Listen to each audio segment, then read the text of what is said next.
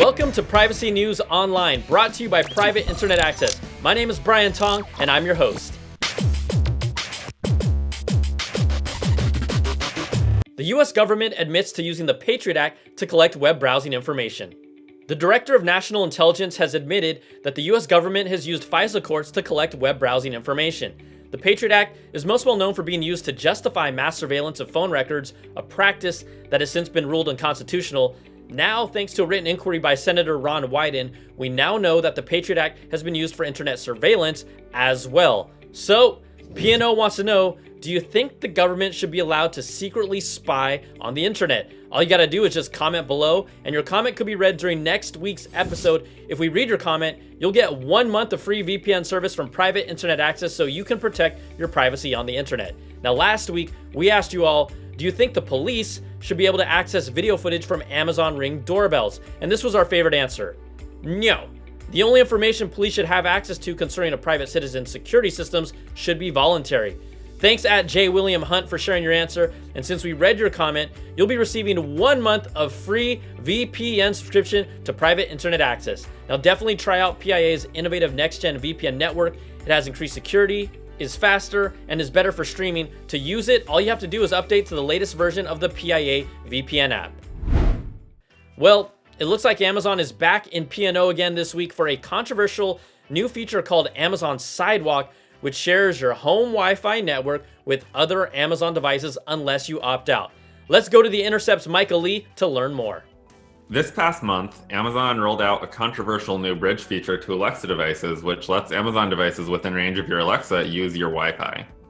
The feature is only available in the United States for now and has been turned on by default, meaning that anyone who doesn't want to share their home Wi-Fi network needs to go into their Amazon settings to opt out of Amazon Sidewalk.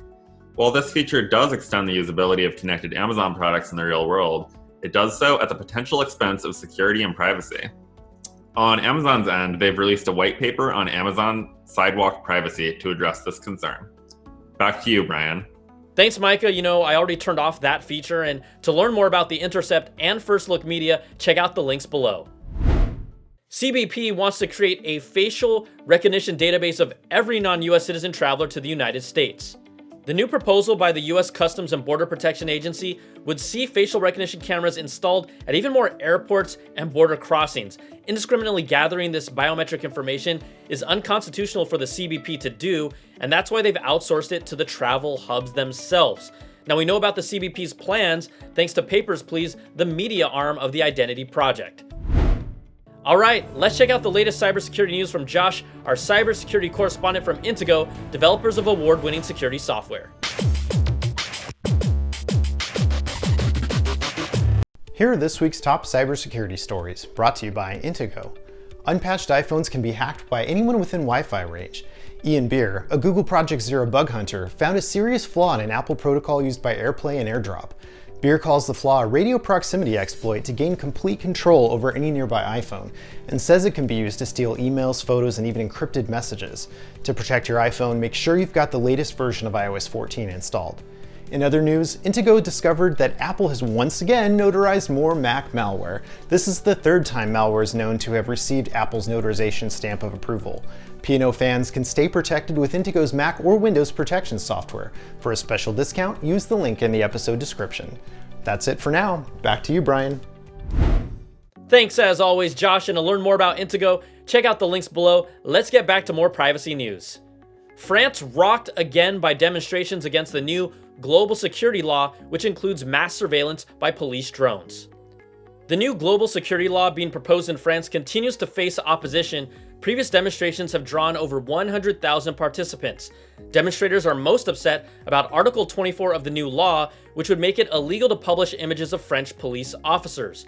Other sections of the law would allow police to stream body cam footage back to base for additional facial recognition analysis. The global security law has passed the French Assembly and is now with the French Senate. Study finds only a small fraction of the dark web is being used for hidden activity.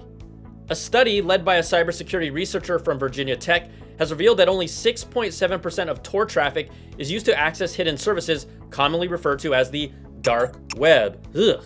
Now instead, the vast majority of Tor network traffic is used to access the clear web. Furthermore, Tor users from countries with low internet freedom scores were shown to be more likely to use Tor to access the regular internet. The new research highlights that most Tor users just use the browser as a hyper-private version of Google Chrome or Mozilla Firefox.